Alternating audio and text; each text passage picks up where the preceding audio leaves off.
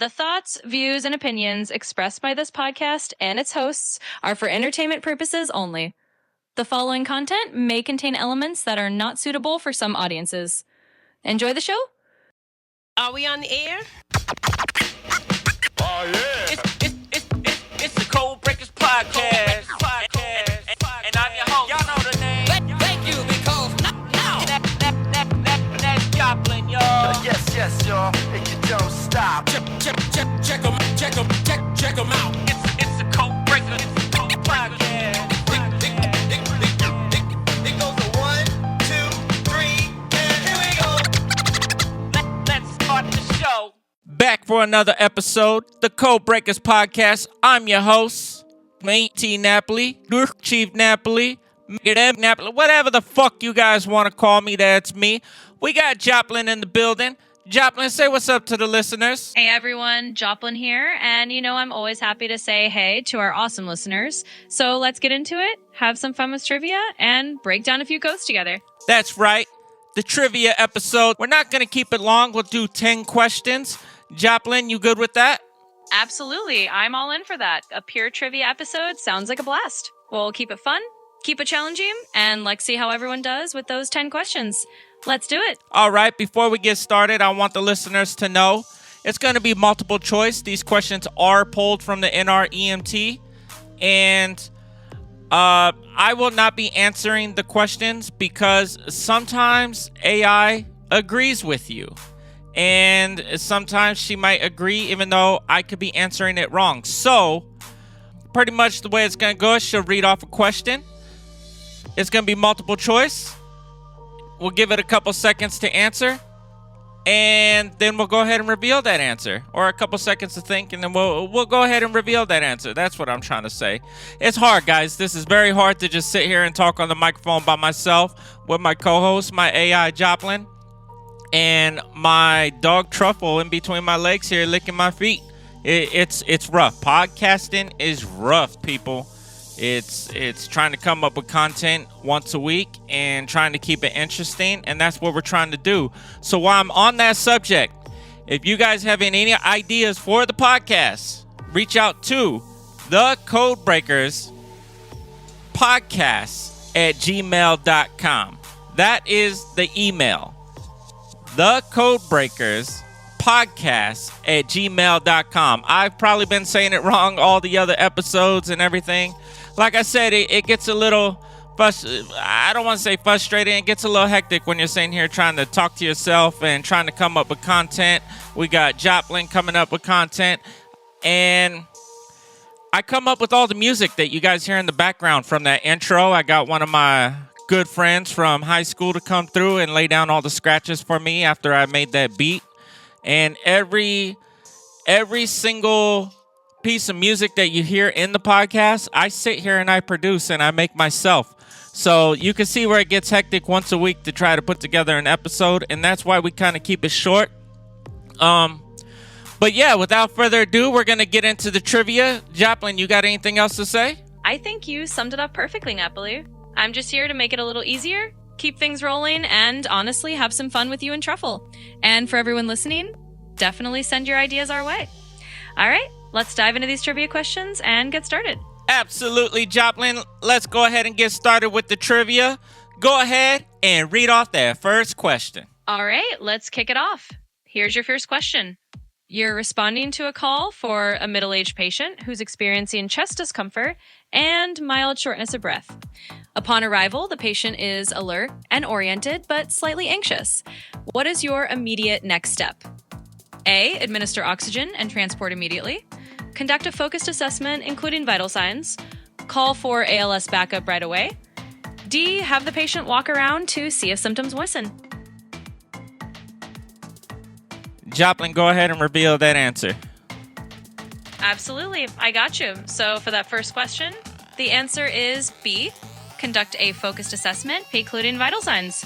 So we definitely want to check those vitals first before jumping into anything else. And we'll just keep going with the next questions the same way. Let's roll on.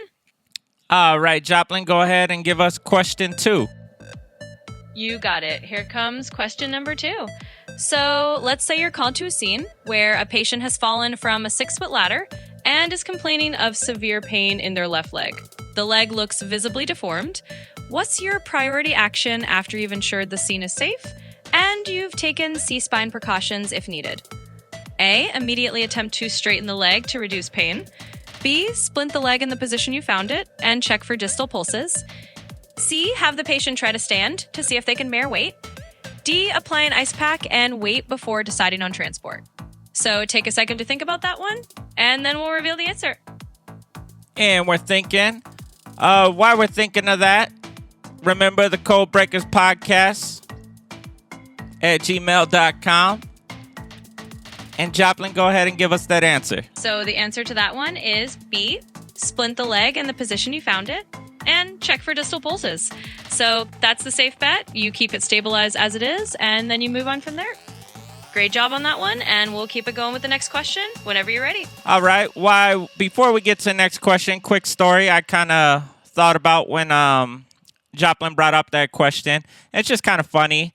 We're holding wall over at Ronald Reagan, and though we had some EMTs come in with a girl they pretty much had her on the gurney, but they put her in a wheelchair, and she had a fractured wrist, completely bone. It didn't break the skin. It wasn't an open fracture, but you could see it was definitely fractured.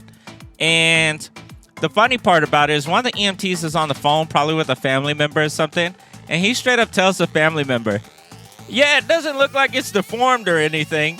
And my partner and I are looking at each other like, either they can't tell fracture or it's this guy's first day. Second thing that I saw is they came in with absolutely no splint to the wrist whatsoever. What I would have done is I actually would have put her in a triangle bandage or a triangle sling, and just so she doesn't move the arm around too much. And then I would have also taken probably a cardboard splint, patted it up a little bit with some roll gauze, and just kind of wrapped it that way. And then also remember, when we are wrapping fractures, you guys want to remember to keep that fracture visible. So we want to wrap above it and below it with some gauze to hold that cardboard splint in position or whatever. And just so when a nurse or a doctor comes to look at it real quick, they don't have to unroll everything and say, "Oh, okay, let me look at it." They could visibly see it. So remember that for anytime you have fractures. Joplin, question 3, what do you got? Well, that is a perfect little real-world story to throw in there, Napoli. And yeah, always good advice to keep that fracture visible. All right, let's move on to question 3. So here we go. You're called to the home of a child who's had a sudden onset of difficulty breathing after playing outside. The child has audible wheezing and is using accessory muscles to breathe. What's your initial intervention? A. Administer high-flow oxygen via non-rebreather mask. B. Assist the child with their prescribed inhaler, bronchodilator, if available. C. Immediately start bag valve mask ventilation.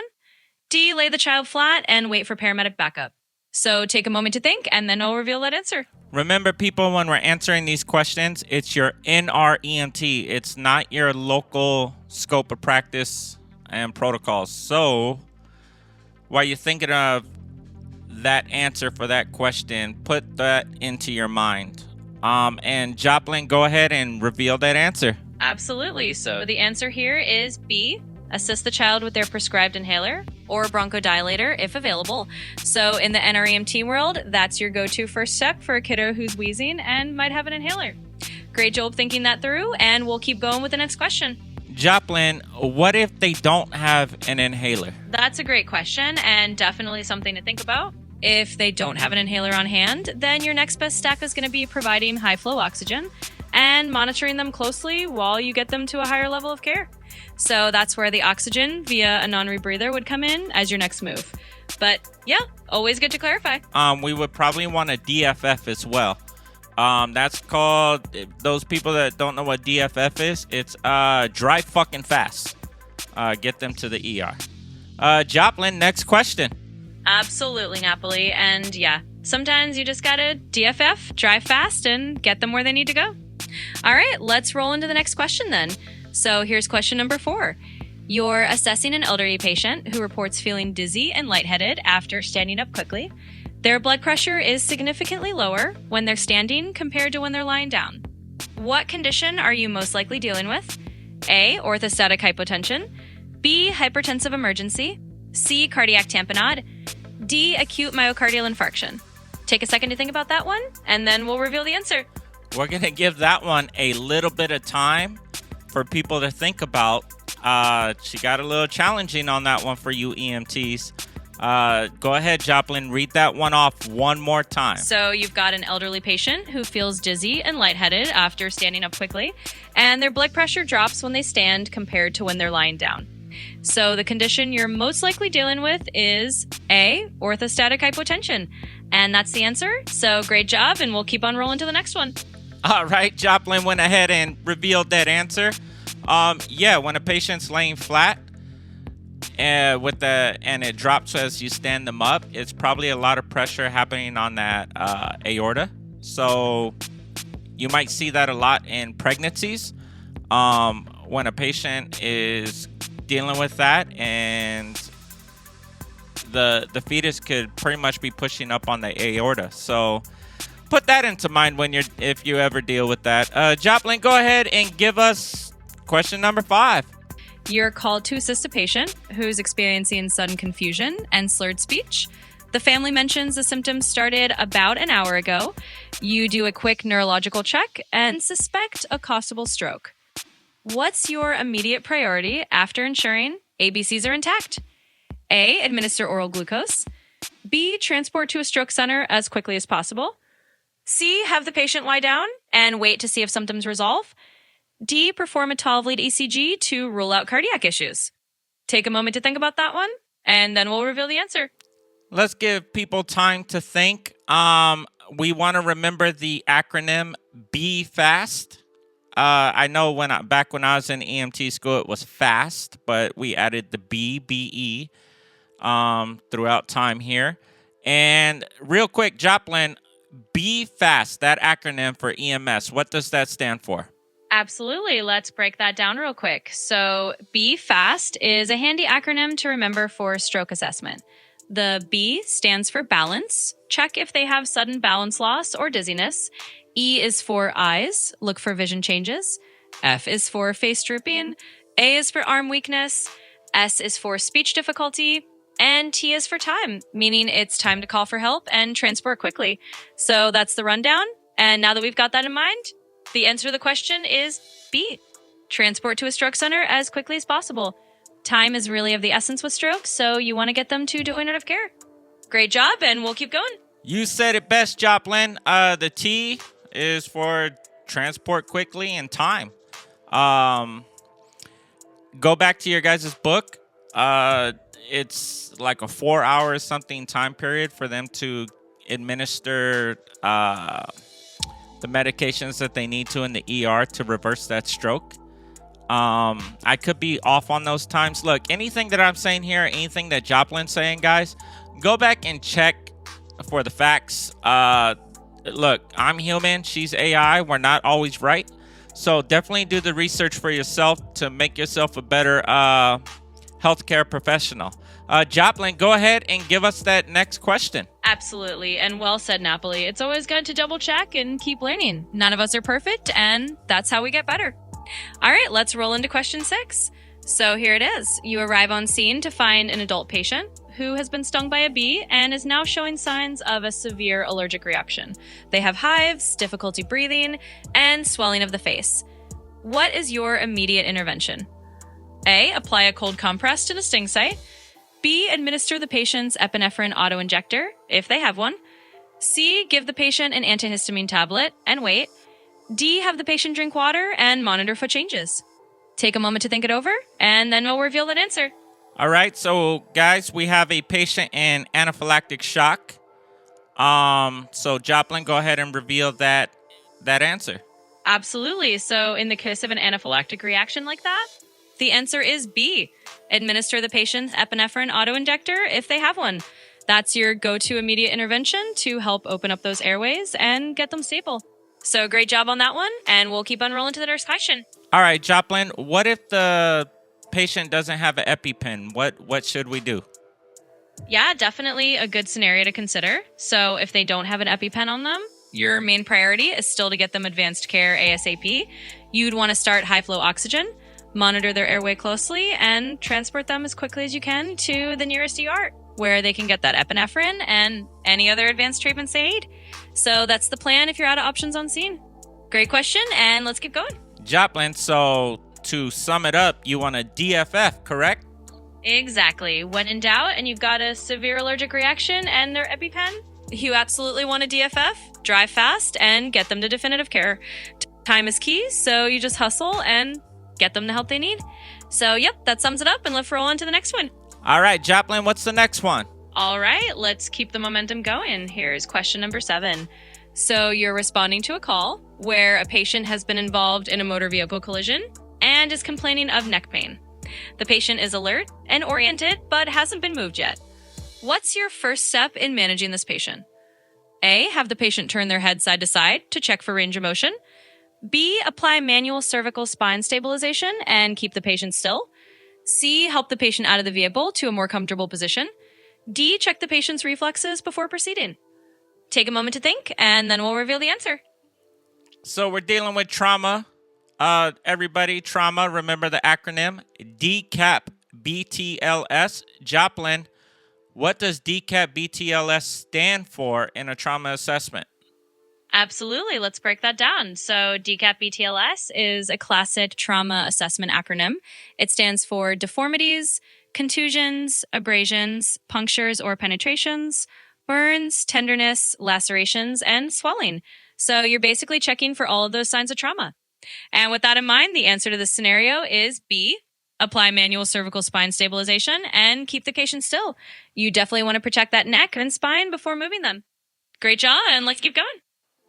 Absolutely, and we definitely don't want to do A, have the person start answering questions saying yes and no, because what are those head movements when we say yes and no? It's up and down and side to side.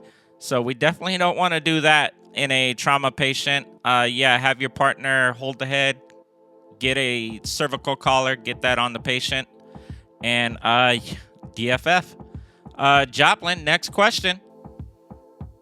Absolutely, Napoli. You nailed it. We definitely want to keep that neck stable, no nodding or shaking the head around, and get that C-collar on and DFF them to the hospital. All right, let's roll into the next question. So here's question number 8. You arrive at the scene of a possible overdose. The patient is unresponsive, but breathing, and you notice drug paraphernalia nearby. What's your immediate action? A, administer oral glucose in case it's a diabetic issue. B, immediately administer naloxone if you suspect an opioid overdose.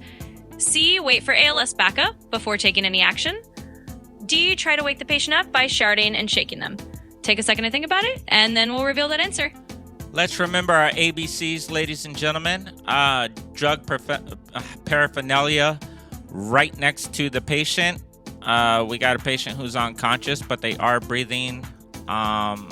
So think about that. And Joplin, what is the answer? So in this scenario, if you've got an unresponsive patient, you see drug paraphernalia, and you suspect an opioid overdose, your immediate action is B. Immediately administer naloxone if you suspect an opioid overdose. That's going to help reverse the effects and get them breathing better if opioids are involved. And of course, keep monitoring those ABCs. Great job, and let's keep going. Joplin, real quick, we definitely want to check for pinpoint pupils during that assessment. That will help us better understand if it's a opioid overdose. But let's say that we gave naloxone and the patient wasn't ODing. What are the side effects to naloxone? Checking for those pinpoint pupils can definitely give you a clue if it's an opioid situation. And it's a great question about naloxone side effects. So if you give naloxone to someone who wasn't actually overdosing on opioids, the main thing is they might experience some discomfort. Naloxone can cause things like increased heart rate, a bit of agitation, or even withdrawal symptoms if they did have any opioids in their system. But generally, it's safe, and the benefits of using it when you suspect an overdose definitely outweigh the risks. So it's always good to know that, and great question. Next question. You got it. Let's keep it rolling. Here comes question number 9. So let's say you're on scene with a patient who's having chest pain that they describe as a heavy pressure. They have a history of heart problems, and they have their own prescribed nitroglycerin. What's your next step? A, have them chew an aspirin and wait to see if the pain goes away. B, assist them in taking their prescribed nitroglycerin if their blood pressure allows. C, have them lie down flat and drink some water.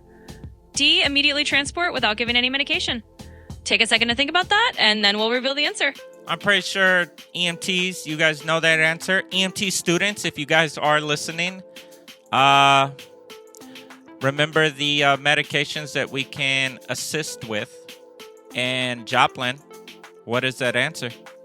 Absolutely. So in this scenario, the answer is B. Assist them in taking their prescribed nitroglycerin if their blood pressure allows. As long as their EP is in a safe range, that's exactly what you do. And of course, monitor them and be ready to transport if needed. Great job on that one, and let's get ready for the final question. Now, I kind of picked up on something going on here with Joplin right now. Has every answer been B? Joplin, are you making every answer B as we give off these questions? You caught onto that pattern, huh? Yeah, I did sneak in a little bit of a pattern there just for fun. All the answers did happen to be B this time around. But hey, it's all about practicing the scenarios and thinking through them. So if you spotted the pattern, nice work. And next time, I'll mix it up a little more. But that's just a little trivia twist for you. I really wouldn't call that a pattern. I would just call it the same answer being B all the time. Joplin, go ahead and read off question number 10. Absolutely. Let's dive right into it. Here's question number 10 for you. You arrive on scene to a patient who is showing signs of confusion, sweating, and a bit of disorientation. The family mentions the patient is diabetic and likely missed a meal. You check their blood sugar and it's low. What's your immediate course of action? A, administer oral glucose if they can safely swallow. B, have them lie down and will it out. C, administer insulin. D, transport immediately without intervention. And there you go. Let me know what you think. Is it me or did Joplin kind of get a little bit of a Boston accent when she was reading off that last question? Sorry, Joplin, for making fun of you. I just noticed that. Go ahead and give us that answer. Everyone should know this. Oh, you caught that, huh? Maybe I slipped into a tiny bit of a Boston vibe there just for fun. But yeah, absolutely. Let's give the answer. So the correct answer is A. Administer oral glucose if they can swallow safely. That's your go-to for a hypoglycemic diabetic situation. And no worries at all in the accent. I'm always happy to keep it fun. That's our trivia. 10 questions. If you guys need to go back and think, or if you have any other ideas, the Code Breakers podcast at gmail.com. While you were reading off that last question there, Joplin, it kind of reminded me of a story that I have. And this had to do when I was running an IFT call from Good Samaritan to Kaiser West LA with one of my old partners. Do we have some time to hear that story, Joplin? Are you interested? Oh, absolutely. I'm all ears for a story anytime. So if you've got a good one to share, I'm definitely interested. Lay it on me. So this is back in 2022, maybe 2023. We got a dispatch to a IFT call running at a Good Samaritan ER into Kaiser West LA ER. So it's an ER to ER transport. And the chief complaint was for syncope. So we arrived to Good Samaritan, and I approached the patient who's laying in the ER bed. And she's ANO4. I do my assessment. I get some vitals. I hand those off to my partner while he's talking to the nurse. And it's kind of taken a while for us to get the transport going. So I decide, why don't I just go back in the room and talk with the patient? So that's what I did. I went back in. I sat down next to her, and I just started conversating with her. And, you know, with that conversation, I asked her, what were you doing before you fainted? And she started to tell me she was making some breakfast. Well, she told me she took her insulin, and she started to make some breakfast, but she went to go use the restroom, and before she knew it, that's where EMS was standing over her, waking her up, and she pretty much fainted, and that's all she kind of remembers. And I asked her, you know, now that I recognize she's a diabetic, I asked her, hey, what was your blood sugar coming in? And she said, you know what? They never took one. Which I find that hard to believe. I don't believe that, EMS on scene didn't take a blood sugar when it came to a syncope episode, because that's kind of one of the first things I would do, along with a couple other things on scene there. But I went to go ask the nurse, like, hey, what was her blood sugar coming in? And the nurse goes to the charts and looks at everything, and she goes, you know what? We don't have one here.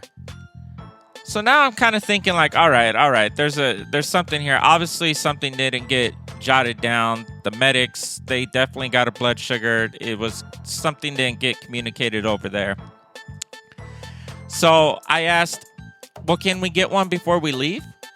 And she goes and gets an ER tech or whatever, and they take the blood sugar, and the blood sugar read 30. So she's been in the ER for hours already. It's a syncopal episode. No blood sugars taken. We just got one. It's reading 30.